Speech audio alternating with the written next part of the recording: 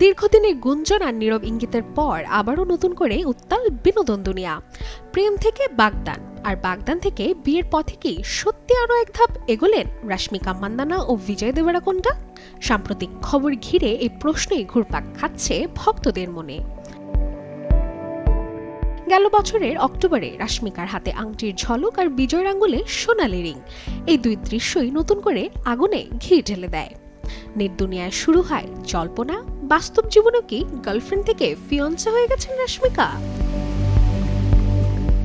সেই গুঞ্জনের রেশ কাটতে না কাটতেই খবর ছড়িয়ে পড়ে ২০২৬ সালের ২ ফেব্রুয়ারি, অর্থাৎ আজই নাকি বিয়ে করছেন দক্ষিণী তারকা জুটি।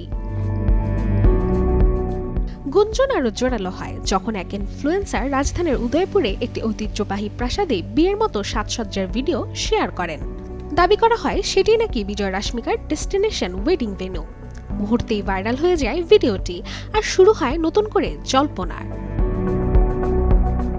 তবে এখানেই মোড় নেয় গল্প। রাশমিকা মান্দানার পক্ষ থেকে স্পষ্ট জানানো হয় ২ ফেব্রুয়ারি বিয়ের খবর সম্পূর্ণ ভুয়া।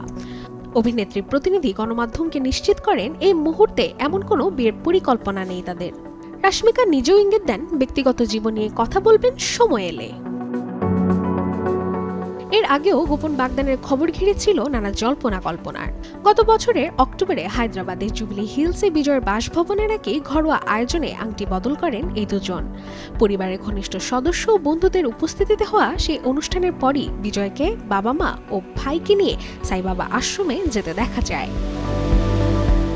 Desk report, channel 24।